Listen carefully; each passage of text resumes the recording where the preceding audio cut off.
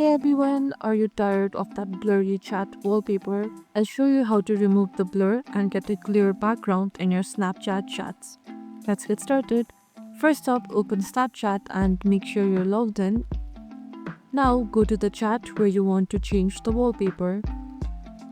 Tap the chat profile icon at the top of the chat. Now tap on wallpaper.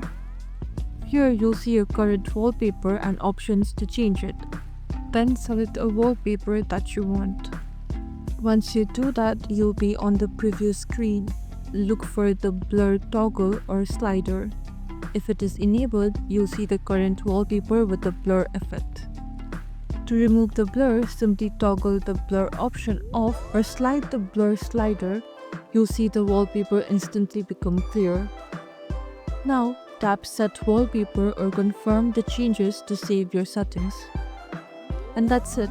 Your chat wallpaper is now clear and crisp. It's a simple setting, but it makes a big difference. If you found this video helpful, please give it a thumbs up and subscribe for more Snapchat tips and tricks. Thanks for watching.